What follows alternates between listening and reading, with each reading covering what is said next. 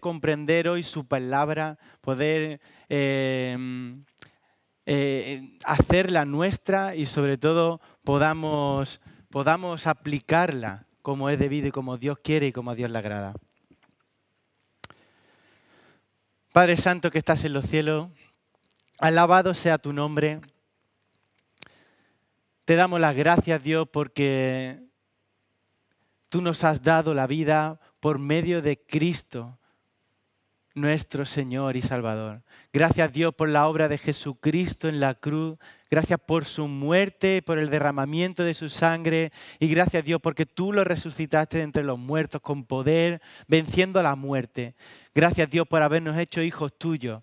Y ahora, Señor, en esta mañana, en este tiempo, lo que queremos, Señor, es acercarnos a tu palabra y ver qué es lo que tú quieres para nosotros. Ayúdanos, Señor, por medio de tu Espíritu, a poder guardar y retener tu palabra en nuestra mente y nuestro corazón y a poder aplicarla en nuestra vida cada día. Que a ti sea la gloria, en el nombre de Cristo.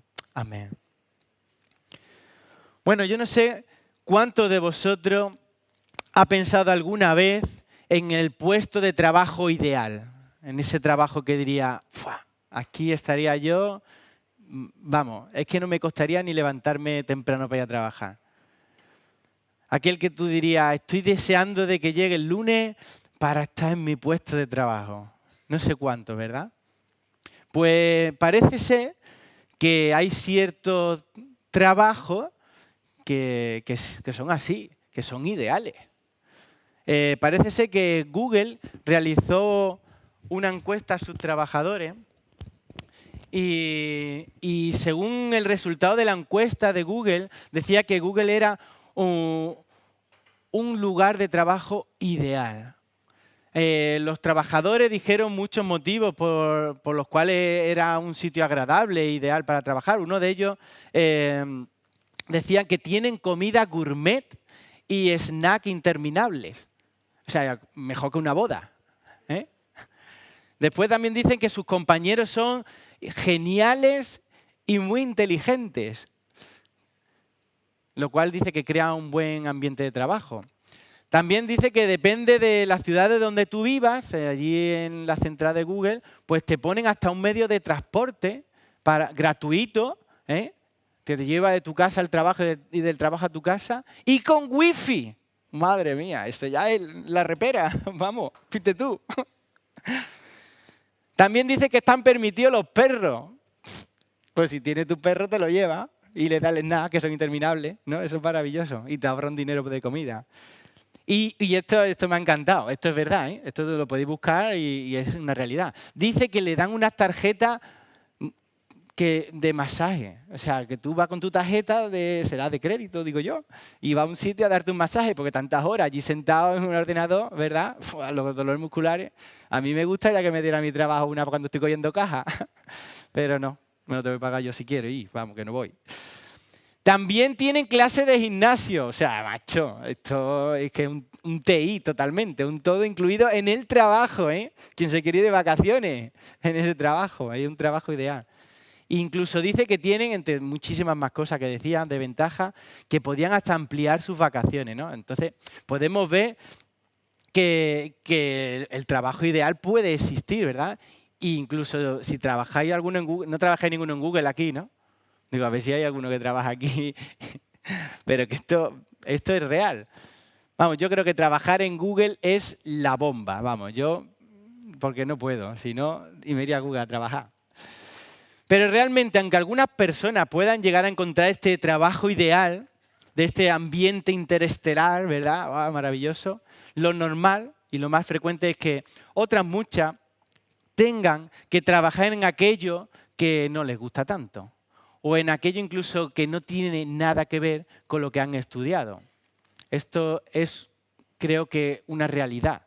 Y esta realidad incluso puede llegar a frustrar a las personas, ¿verdad? Puede llegar a desmotivarla, a desmotivarnos por no estar realizados, ¿no? Como muchos dicen. ¿Y qué provoca este desánimo? Pues provoca que tengamos en ocasiones actitud pasiva en nuestro trabajo, incluso desgana, ¿no? No tener deseo de estar allí. Sin embargo, saber que es todo lo contrario a lo que hoy vamos a ver. Esta actitud es todo lo contrario a lo que vamos a ver. Una actitud de desgano y de desánimo no es lo que la Biblia nos habla en esta mañana. Hoy vamos a ver cómo debe de actuar el nuevo hombre en el trabajo. Cómo debe de actuar el nuevo hombre en el trabajo. ¿Cuál debe de ser nuestra actitud y nuestra disposición cuando estamos en nuestro trabajo? Así que, si analizamos realmente a la sociedad actual, podríamos sacar una conclusión muy clara. Y es que el mayor problema que tiene la sociedad, la humanidad, es la capacidad de poder relacionarse unos con otros. Podemos pensar que realmente esto a lo mejor no fuera un problema colectivo, sino que hay ciertas personas que tienen una capacidad para poder relacionarse mejor que otras. Sin embargo, si analizamos a la sociedad, nos damos cuenta que esto no es así. Podemos, por ejemplo, observar entre los mismos niños, ¿verdad? Esa constante rivalidad que puede haber entre ellos, ya sea por estudios o ya sea por las amistades. Hoy este es tu amigo y este no es el mío. O por no ser como otros esperan que sean. También lo vemos incluso en los matrimonios, ¿cierto? Como multitud de ellos se acaban rompiendo e incluso no pasan de pocos años de relación porque no se soportan los unos a los otros. Y si esto lo aumentamos a gran escala, lo podemos ver en los mismísimos poderes, ¿verdad?, internacionales, ¿no? Y hoy está muy de actualidad el conflicto que hay entre los poderes, que pueden llegar hasta ocasionar guerras. Y la razón de este problema se puede resumir muy brevemente. Ausencia de moral, desconocimiento y soledad. Y estos tres problemas se deben solamente a una causa: la separación del hombre del mismísimo Creador, nuestro único y gran Dios. La ausencia de moral, pues esto es que las personas viven sin patrones morales. Y esto los lleva a vivir de una manera inmoral. Si un ser humano no tiene a Dios como su referente de moralidad, el creador de la moral absoluta, está condenado al relativismo moral. Es decir, que para él será bueno lo que crea que es bueno, a pesar de que las Escrituras puedan mostrar lo contrario. Un ejemplo de esto lo tenemos en una famosa canción de mi época. Ya os suena eso, como cuando uno escuchaba Machín, me decía alguno, y yo, ¿Machín quién es, no? Pues esta canción que se titulaba Depende, de Jarabe de Palo, no sé si la recordáis mucho, ¿verdad? Y la conclusión de esta canción no era más que para el ser humano que está apartado de Dios, todo es relativo. No hay una verdad absoluta, que todo depende de uno mismo y no de otra cosa. Y hermano, esto es un grave error, porque esto está provocado por el pecado, por estar separado de Dios. El otro problema que decíamos era que la humanidad se enfrenta al desconocimiento. Y es que el hombre separado de Dios se enfrenta al vacío, al desconocimiento. El hombre se cree que está atrapado en un universo impersonal, que el mundo está hecho al azar y que de hecho no saben ni de dónde vienen ni a dónde van. Lo desconocen. Le ponen todas las... intentan buscarlo, ese conocimiento, pero separado de Dios, desconocen el verdadero conocimiento. Por lo cual, el ser humano no sabe por qué está en este mundo. E intenta vivir su vida de una manera intensa porque no sabe cuándo va a morir. Y más aún no sabe si después de la muerte hay algo. O incluso algunos creen que tras la muerte se acaba todo, o que según se hayan portado en este mundo, pues pueden convertirse en un bichito o en cualquier otra cosa. Los que creen en la reencarnación, claro está. Y el último problema que hablábamos es que el ser humano o la humanidad se enfrenta a la soledad. El hombre sin Dios se enfrenta a un terrible sentimiento de soledad. Y allí hablaba con una hermana que coincidíamos y es así. Nosotros tenemos una bendición de saber que tenemos a un Padre Celestial, que no estamos solos, pero el ser humano sin Dios se encuentra solo.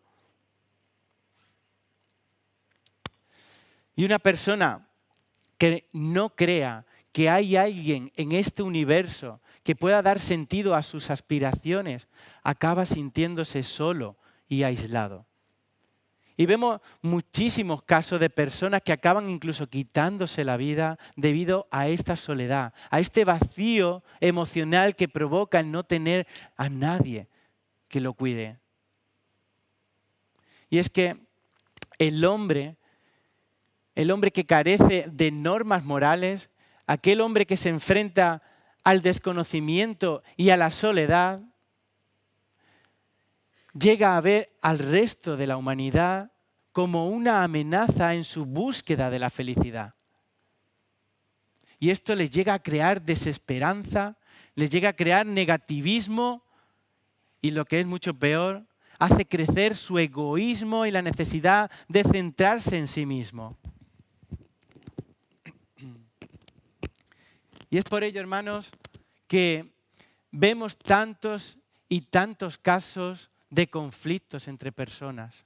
Personas que no son capaces de solucionar los problemas, de solucionar sus propios problemas. Personas que quieren llevar a cabo sus metas por encima de los demás, cueste lo que cueste, a causa de su egoísmo. Y personas que solo llegan a pensar en su bienestar y no en el de los demás. Sin embargo, cuando un ser humano cree en Cristo como su Salvador, estos tres problemas desaparecen. Fijaos. En primer lugar, la palabra de Dios provee de las normas morales absolutas y, por supuesto, no relativas. Porque tienen su esencia en la naturaleza de nuestro mismísimo Dios, perfecto y santo. El creyente ya deja de ser un desconocido. Ya deja de no saber de dónde viene o a dónde va. Todo lo contrario. Él ya sabe que es un hijo de Dios. Todo creyente sabemos que somos hijos de Dios, que somos coherederos con Cristo y que fuimos creados por Dios para glorificarle a Él, como también se ha dicho aquí. Y sobre todo, hermano, todo aquel que cree en Cristo sabe cuál es su futuro. Ese futuro que estará en el reino celestial, donde moraremos por toda la eternidad con nuestro Señor y nuestro Salvador Jesucristo. Y lo que es mejor, ya no padecemos soledad. Ahora sabemos que tenemos a un Padre Celestial que nos ama. Y tenemos a una familia eterna que es la Iglesia, todos los redimidos por la sangre de Cristo. Y en todo lo que llevamos aprendido en esta carta a los Colosenses, hemos aprendido que el centro de todo es Cristo, ¿verdad? Que Cristo es suficiente para el cristiano, que ya no se necesita nada más, ni para la salvación, ni tampoco para poder vivir en este mundo. Cristo es suficiente, eso dice la carta de Colosenses. El cristianismo no solo involucra al ser humano de una manera individual, sino también en sus relaciones. El cristianismo no es solo para que lo vivamos nosotros, sino que también tenemos que vivirlo con el resto de los que nos rodean. Y esta fue la teoría que vimos en los 2 primeros capítulos de esta carta a los Colosenses. Pero a partir del capítulo 3, Pablo expresó a los colosenses y por ende a todos los cristianos que teníamos que hacer morir al viejo hombre. ¿Lo recordáis? Ese que estaba separado de Dios a causa del pecado. Posteriormente se nos exhorta a vestirnos ¿de qué? Del nuevo hombre, como vimos en el capítulo 3, versículo del 9 al 17, recordándonos que al ser hijo de Dios, al ser coherederos con Cristo, debemos de vivir como tales. Y esto entraña 2 vías. una personal e individual, lo que es vivir en santidad, como decía el hermano, y otra es colectiva o hacia los demás. El nuevo hombre debe de amar, de soportar y de perdonar y otras cosas que hemos visto a los demás. Porque el cristiano, hermano, no está llamado a vivir en soledad, a aislarse del mundo. Es cierto que ya no somos de este mundo, que somos ciudadanos del cielo. Sin embargo, nosotros seguimos viviendo en este mundo hasta que el Señor venga o partamos de Él, o muramos. Pero mientras estamos viviendo en este mundo, somos llamados a ser luz en Él, luz en Cristo. Ya esto lo mandó Cristo a sus discípulos en Mateo 5, lo recordáis, ¿verdad? Porque esa luz es Cristo en nosotros. Nosotros solamente podemos reflejar la luz de Cristo, no la nuestra. Y la tenemos que reflejar, hermanos, cada día, allá donde tú estés. Así que hay un lugar en el que se debe de comenzar a dar luz, en la que el nuevo hombre comienza a poner en práctica todas las enseñanzas que hemos encontrado en esta carta de Colosenses. Y ese sitio es el hogar. Todo cristiano debe de comenzar a dar luz en primer lugar en su hogar. Allá es donde debemos de poner en práctica todo lo que se nos ha enseñado en esta carta y en las Escrituras. Y por eso Pablo, nada más que les dice a los hermanos en Colosa que se deben de vestir del nuevo hombre, de dejar y despojarse del viejo, lo primero que les dice es el lugar donde deben de aplicar esta enseñanza, este mandato de Dios, y es en el hogar. Y podemos decir que es en el hogar donde se hace más visible y más evidente el aspecto social del nuevo hombre, ¿cierto? Porque en el hogar no hay máscaras. Allí somos tal cual somos. Allí las relaciones incluso son constantes. Incluso muchas de ellas son repetitivas. Todos los días se van dando, ¿verdad? La relación de los padres con los hijos, con las mujeres, con los maridos.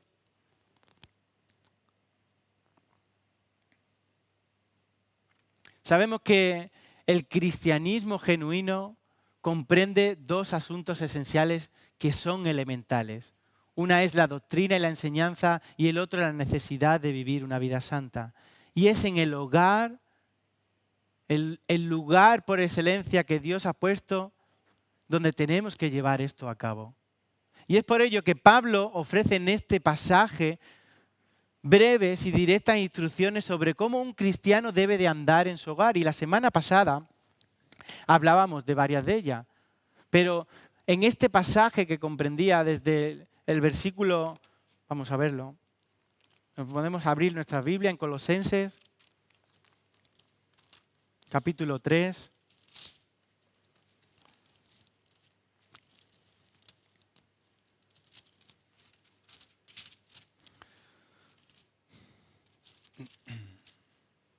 Desde el versículo 18 hasta el versículo 1 del capítulo 4, allí encontramos las tres relaciones principales que se daban en aquellos entonces. Una era la relación entre el marido y la mujer, otra era la relación entre los padres y los hijos, y la última era la relación entre los amos y los siervos.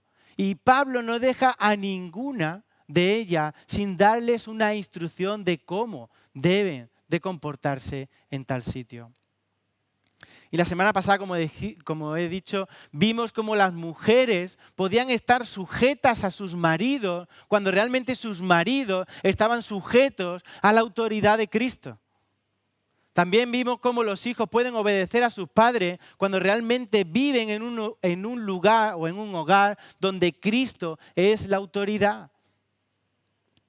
Y cómo los padres pueden dar el lugar, eso no lo vimos, pero cómo pueden los padres dar el lugar y confianza a sus hijos como realmente ellos mismos, si realmente ellos mismos son sometidos a la palabra. Y es que la clave de que esto se pueda llevar a cabo la dijo Pablo en el capítulo 2, versículo 10. En Cristo estamos completos. Cristo, que es en todo y que es por todo, que en Cristo en el cual subsisten todas las cosas, es el que nos capacita para poder llevar a cabo esta tarea. Y hoy nos toca a nosotros, por lo tanto, ver la última relación que se daba en el hogar y en aquella época. Los amos y los siervos. Vamos a ver el texto, si queréis, allá en Colosenses capítulo 3, versículo 22 hasta el 4.1. Vamos a leerlo. Dice así la palabra del Señor: siervos, obedeced en todo a vuestros amos terrenales, no sirviendo al ojo como los que quieren agradar a los hombres, sino con un corazón sincero, temiendo a Dios. Y todo lo que hagáis, hacedlo de corazón como para el Señor y no para los hombres, sabiendo que del Señor recibiréis la recompensa de la herencia, porque a Cristo el Señor servís. Mas el que hace injusticia recibirá la injusticia que hiciere, porque no hay acepción de persona. Y amos, haced lo que es justo y recto con vuestros siervos, sabiendo que también vosotros tenéis un amo en los cielos.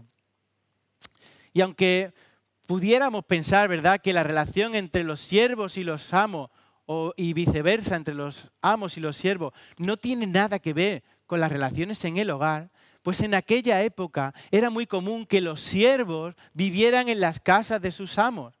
Y no solamente los siervos, sino incluso toda la familia de los siervos. Es cierto que esto no se da hoy día, ¿verdad? Que no vivimos en la casa de nuestro jefe, menos mal, ¿verdad? Pero lo podríamos extrapolar a nuestra relación con los empleados, con los jefes. Y los jefes, evidentemente, con los empleados en el trabajo. Es una cosa que debemos dejar clara, que aunque en este texto y en otros textos se hable de esclavitud, porque no se está hablando de otra cosa, los siervos eran esclavos, esto no implica que Dios estuviera a favor de la esclavitud, ¿vale? Sin embargo, es cierto que la esclavitud, tanto en aquella época como en nuestros días, forma parte de la sociedad. Y es por ello que Dios, ante esta realidad humana, pues nos muestra cómo debemos de actuar en tales casos. Es más, tanto Jesucristo como los apóstoles en sus diferentes cartas a las iglesias utilizan esta figura de siervo para ilustrar enseñanzas espirituales. Era algo tan común en aquella época que ellos utilizaban este ejemplo, Jesucristo y los apóstoles, para evidenciar que nuestra relación con Cristo, el Señor, y los cristianos, los siervos del Señor, tenemos que vivir como Dios quiere. El mismo Pablo se declara en Romanos 1.1, ¿lo recordáis? Yo, Pablo, siervo de Jesucristo. Porque la relación entre el siervo y el amo era tan estrecha en aquella época que realmente era un medio clarísimo para poder glorificar a Dios. Y es por ello que Pablo les muestra en este texto, pues, esta necesidad. Este mismo texto tiene su complemento, como muchos sabéis, en la carta a los Efesios, capítulo 6, versículos del 5 al 9, el cual en este caso pues solamente incluye ciertos matices ante este otro texto. Pero vamos a ir al texto concretamente lo que nos dice. Fijaos lo que dice el texto. Versículo 22, siervos, obedeced en todo a vuestros amos terrenales. ¿Está claro? Muy claro, ¿verdad? ¿A quién va dirigido esta exhortación? A los siervos. Siervos, obedeced en todo a vuestros amos terrenales. Quizás lo más natural, humanamente hablando, y sabiendo de las injusticias que podían sufrir los siervos en aquella época, es que el mandato podía haber sido una invitación a rebelarse y no a someterse, ¿verdad? Humanamente hablando.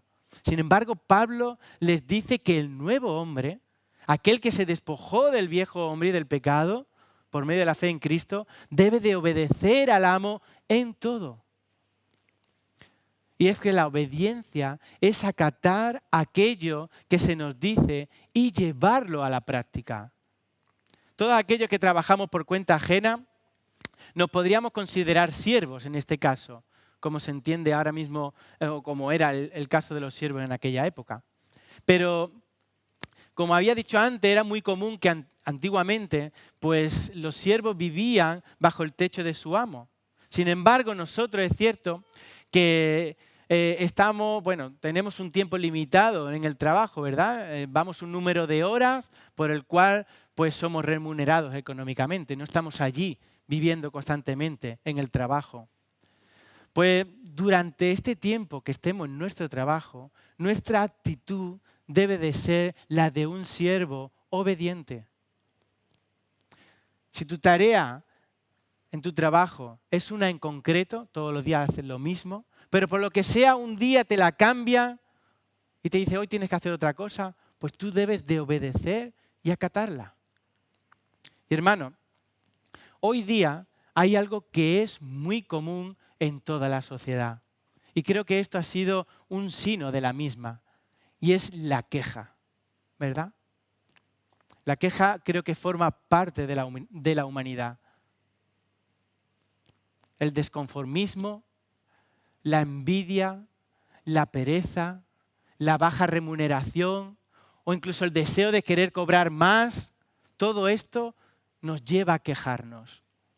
A no estar conforme con la situación en la que nos encontramos en nuestro trabajo, ¿verdad? Si hay mucho trabajo, que hay mucho trabajo. Si hay poco trabajo, es que se me va a hacer las horas eternas, no hay trabajo. Si me mandan a hacer algo que no suelo hacer, vaya hombre, no me gusta esto, me quejo. Si a otro le dan un puesto de trabajo mejor que al mío, ¿y por qué a mí no?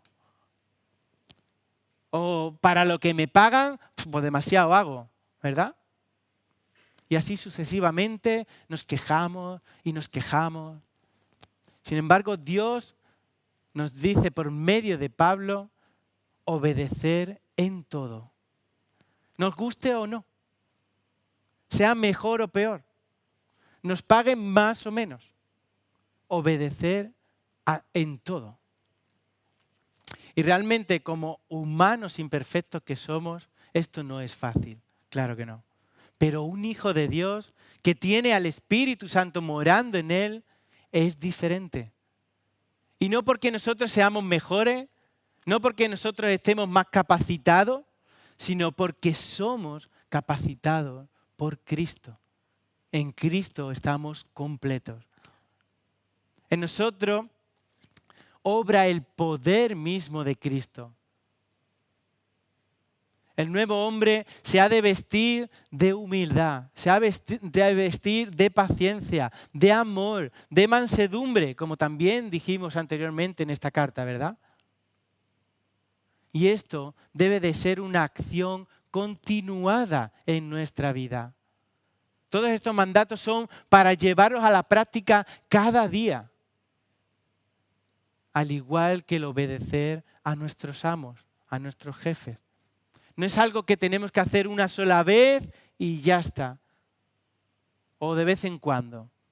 No. Es algo que debemos de hacer cada día. Esto es lo que realmente significa vivir en santidad. Esto es lo que significa ser santo, como nos dice Pedro en su primera carta. Sed santo como yo soy santo, dijo el Señor.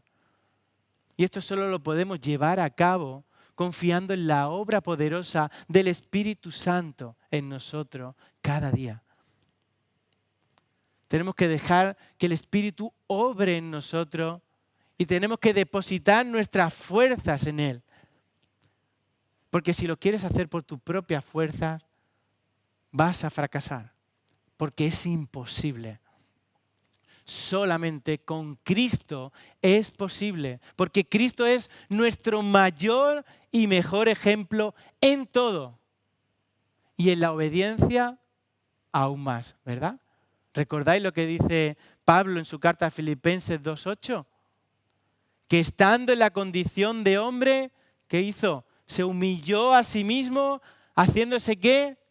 obediente hasta la muerte. Y no fue cualquier muerte, ¿verdad? Dice el texto, muerte de cruz. Haciéndose obediente hasta la muerte. Cristo sabía que era necesario ser obediente al Padre porque había un propósito para su obra. Ese propósito supremo de la salvación del pecador, de la salvación de tu alma.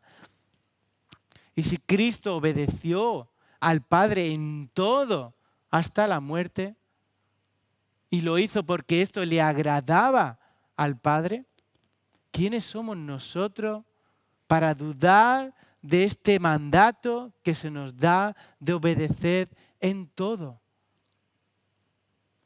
Porque el texto lo dice, en todo. Obedeced a vuestros amos en todo. Pues como empleado debemos de llevar aquellas tareas que nos puedan gustar como aquellas que no nos gusten y que nos sean más gravosas o desagradables.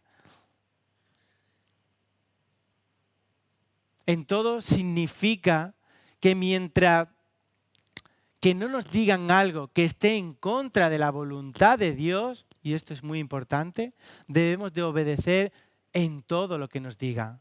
Porque si te dicen que mientas, evidentemente no debes obedecer, no debes de mentir. ¿Cuántas veces, no sé, algunos han trabajado en una oficina y llaman por teléfono, preguntan por el jefe, no, dile que no estoy? ¿Y ahora qué haces? Si sabe que está, porque te lo acaba de decir. Obedeced en todo, siempre y cuando esté en la voluntad de Dios y no la contradiga. Todo aquello que esté en contra de los principios bíblicos, pues hermano, debes de luchar para no acatar este mandato. El mandato humano, claro está. Pero en lo demás debemos de obedecer en todo. Y esto es aplicativo a... No sé si esto existe, aplicativo. ¿Sí? Bueno, está bien, pero lo entendéis, ¿verdad? Esto se aplica a todas las relaciones que se dieron anteriormente de hijos y padres. En todo lo que esté conforme a la voluntad de Dios. Pero la obediencia a los amos, o en este caso a los jefes, en nuestro caso dice que debe de ser de una manera concreta y con una finalidad, ¿vale? Hemos visto que tenemos que obedecer, pero ¿por qué? ¿Y para qué? Pues vamos a leerlo. Dice el texto, no sirviendo al ojo, ¿verdad? El versículo 22, no sirviendo al ojo como los que quieren agradar a los hombres, ni para los hombres. Vaya. Esta obediencia no consiste en realizar un servicio externo para llevar a cabo una actitud disciplinada y correcta, para decir, uy, qué bien lo hace el jefe, claro. No consiste en realizar aquello que se nos manda a hacer para agradar al jefe, ojo, para que ahora nos posicione en un lugar mejor o nos suba el sueldo. No es la finalidad de obedecer en todo esta. Tampoco debe de ser una actitud que solo realicemos cuando el jefe esté presente. Y cuando no nos vea, pues o lo hacemos peor o no lo hacemos, ¿vale? Como dice ahí, no sirviendo tampoco al ojo. Nuestra actitud, hermanos, debe de ser continua. Fijaos cómo es. El texto, ¿cómo continúa diciendo el texto? Dice, ¿cómo debe ser? Con un corazón sincero, temiendo a Dios, haciéndolo de corazón como para el Señor. Vaya, aquí está la finalidad. Con un corazón sincero, temiendo a Dios, haciéndolo de corazón como para el Señor. Nuestra motivación de obedecer a nuestro jefe consiste, y aquí es donde está la clave, en tener una gran estima a Dios y a su voluntad. En amar a Dios y su voluntad. En eso consiste el llevar a cabo este mandato de obedecer en todo.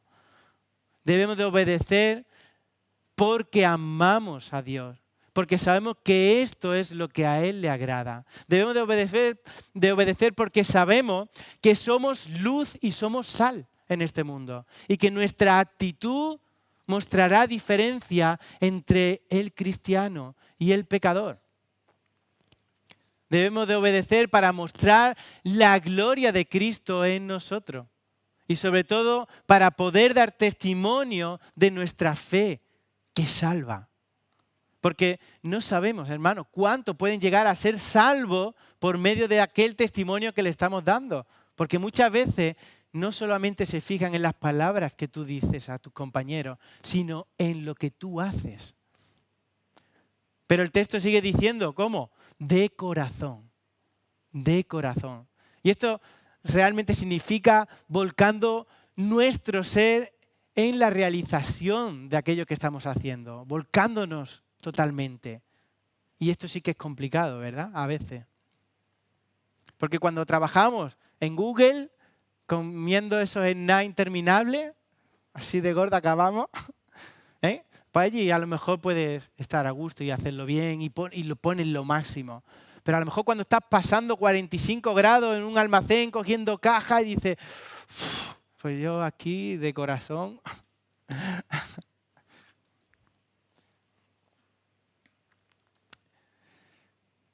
Hermano, Pablo nos dice que tenemos que hacerlo como para el Señor y no para los hombres. Y aquí está la clave. Si realmente podíamos tener alguna posibilidad de poder justificar nuestra falta de ganas en el trabajo, de compromiso, yo creo que con estas palabras deberían de desaparecer. Cada día de nuestra vida la debemos de vivir para nuestro Señor y nuestro Salvador. Aquel que nos ha rescatado de la condenación por medio de su sacrificio en la cruz. Y es probable que a lo mejor aquí haya alguien, o que incluso nos escuche desde la tele, el móvil, que aún no haya dado ese paso de fe, de creer en Cristo como su Señor y Salvador. Pues he de deciros que hoy es día de salvación. Arrepiéntete de tu pecado, reconoce tu pecado y cree en Cristo, el Hijo de Dios, el único, aquel que lo dio en la cruz por amor a nosotros, con un objetivo, que pudieras alcanzar la vida eterna, para que volviera a haber esa unión entre Dios y el hombre. Así que si estás aquí, deposita tu fe en Cristo, porque es lo único que va a dar sentido a tu vida perdida. Pero como decía, nosotros como cristianos debemos de vivir constantemente agradando a nuestro Señor en todo. Y agradar a nuestro Señor en todo implica que debemos de conocer, evidentemente, cómo poder agradarle. Si no conocemos la palabra de Dios, no vamos a saber cómo podemos agradarle. Y es por ello que tenemos una necesidad personal de leer la palabra de Dios, de estudiar la palabra de Dios. Porque esta es la manera en que podemos conocer la voluntad de Dios para nuestras vidas. Es la manera que tenemos para poder agradar a Dios con nuestras vidas. Y de la misma manera que necesitamos conocer la palabra, necesitamos la ayuda del Espíritu Santo, hermano. Porque hemos dicho muchas veces, y lo dice su palabra, que Él obra con poder en nosotros cada día. Porque Él es el que nos da el consuelo necesario para nuestra vida. Porque Él es el que nos da el aliento para poder proseguir a la meta. Así que, hermano, no desfallezcamos. Confiemos en la palabra de Dios que es sí y es amén. Confiemos en la palabra de Cristo, el cual dice que va a estar con nosotros hasta lo último de la tierra. Y podamos así llevar este mandato de obediencia adelante. Porque sabemos que nos espera algo maravilloso. Y lo dice el texto, vamos a seguir leyéndolo. Dice, sabiendo que del Señor recibiréis que la recompensa de la herencia. Fijaos, Del Señor Jesucristo vamos a recibir el mejor sueldo. Anda que no. El mejor salario, la mejor recompensa. ¿Cuál? La herencia eterna. ¡Wow! No somos capaces muchas veces de tener esta perspectiva cuando estás trabajando, ¿verdad? Tú estás esperando que llegue el día 31 para ver en la cuenta el dinero. Pero va a haber un día en que lo material sobrará y estaremos allá en la presencia de nuestro Señor Jesucristo, el cual nos dará esa promesa de la herencia eterna. Así que, hermano, no te muevas en tu trabajo con la finalidad de agradar a los hombres o de ganar más dinero. No tengas esta finalidad. Oye, que te pagan más, pues estupendo. Porque lo haces muy bien, pues mejor. Pero que no sea tu finalidad esta. Hazlo con el deseo de hacerlo como si lo hiciera para el mismísimo Cristo. Como si le estuvieras sirviendo a Él. Porque Él nos ha prometido que un día vamos a estar físicamente en el reino de los cielos, donde vamos a recibir nuestra herencia y nuestra recompensa. Pero sigue diciendo el texto y acaba el versículo 25 con una advertencia. Ojo, ¿qué dice? Mas el que hace injusticia recibirá la injusticia que hiciere, porque no hay acepción de persona. Como todos sabemos y declara las Escrituras, Dios es un Dios justo, ¿cierto? Y como tal, nos advierte aquí en este texto que nos va a juzgar con imparcialidad. No va a ser parcial porque somos sus hijos. ¿Y a qué se refiere esto? Evidentemente, por ser hijos de Dios, vamos a recibir esa herencia eterna. Eso es así. Pero recordad la palabra que dice Pablo en Gálatas 6:7. Vamos a leerlo. Gálatas 6:7, si queréis acompañarme. Unos poquitos libros atrás. Gálatas 6:7.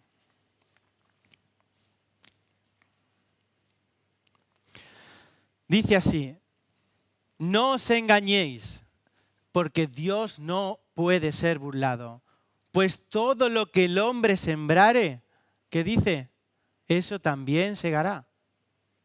Y hermanos, el cristiano, o el ser cristiano más bien, no nos exime de llevar a cabo los mandatos de Dios. Muchas veces he creído en Cristo, ya soy salvo y no tengo nada más que hacer. No, hermano. Si has creído en Cristo, tienes que obedecer a Cristo y vivir en santidad.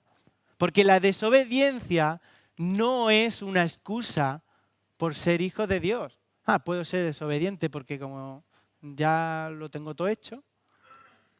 Vamos, yo no he hecho nada realmente, lo ha hecho Cristo, ¿verdad? Pero como hijos de Dios, nosotros vamos a cosechar en este mundo, como hemos leído en Gálatas, lo que sembremos. Porque Dios es imparcial en todo su juicio. Por eso se nos insta a obedecer, como también se nos insta a temer a Dios. Y Dios no nos va a condenar porque nosotros podamos desobedecer o podamos caer en pecado después de haber creído en Cristo. Claro que no. Porque la salvación, como hemos dicho, es eterna y no se pierde. Pero cuidado con lo que hacemos mientras estemos viviendo en este mundo, porque podemos recibir aquello que estemos sembrando. Y por último, el versículo 1 del capítulo 4, hay unas instrucciones, en este caso, para los amos o para los jefes. Dice así: amos, haced lo que es justo y recto con vuestros siervos, sabiendo que también vosotros tenéis un amo en los cielos. Es curioso que por la extensión que hay en el texto de los siervos, ¿verdad? Se ha explayado ahí Pablo. Y lo escueto que hay en la de los amos, un versiculito, parece que había una evidencia, que la mayoría, bueno, esto es una suposición, pero que la mayoría de los cristianos de aquella época pues pudieran ser más siervos que amos. Era más lógico también, ¿verdad? Pero es que incluso hoy día aquí, yo no sé cuántos jefes hay, pero seguramente hay menos que la mayoría que seamos más empleados. Pero hermano, esto no es relevante, porque hay instrucciones que también se le dan a los amos y a los jefes. Y estas las tienen que tener en cuenta ellos. El texto nos dice que los amos deben ¿de qué? De hacer aquello que es justo y recto a sus siervos, dice el texto. Podemos llegar a tener jefe, no sé cuántos de vosotros, pero seguro, dependiendo de vuestra vida laboral, haber tenido jefes que sean insoportables, ¿verdad? Que sean irresponsables, que no trabajan, que no son ejemplo evidentemente para el trabajador, y así le podíamos poner muchos calificativos negativos a nuestros jefes, ¿verdad? ¿Ah? Sin embargo, el jefe que es cristiano es el primero que tiene que dar ejemplo a sus empleados. Y la manera de poder dar ese ejemplo, la manera de poder hacerlo, dice el texto, que es siendo justo y siendo recto. En la época de Pablo era muy propio que los amos trataran a sus siervos como escoria, incluso llegaban hasta a maltratarlos físicamente. Pero un amo cristiano no podía ser así. De hecho, vimos en el capítulo 3, versículo 11 de esta misma carta, que ante Dios, en Cristo, todos somos iguales, los amos y los siervos. Dice, donde no hay griego ni judío, circuncisión ni incircuncisión, bárbaro ni escita, siervo ni libre, sino que Cristo es el todo y en todos. Por lo tanto, los amos deben de tratar a sus siervos cristianos como hermanos en Cristo. Y si tú, que eres jefe, estás aquí y tienes empleados cristianos, no olvides nunca que son tus hermanos en la fe.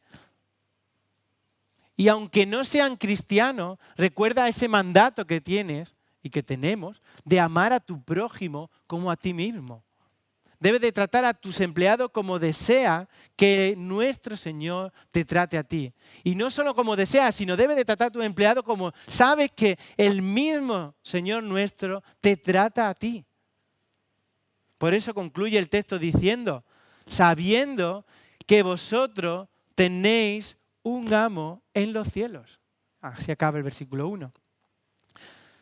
Dios nos trata a todos con amor, con justicia y con igualdad. Y de tal manera los jefes cristianos deben de tratar a sus empleados. Es cierto que yo no me siento más reflejado como jefe, porque no lo he sido nunca, sino me siento más reflejado como empleado, que es lo que he sido siempre. Pero supongo que un jefe, cuando ve a un empleado vago, cuando no rinde como él quisiera que rindiera, pues puede tender a tratarlo de mala manera o dándole las peores tareas o poniéndole incluso trabas para coger días de vacaciones o incluso haciéndole la vida imposible a su empleado. Y todo porque es una persona que ve que no le rinde.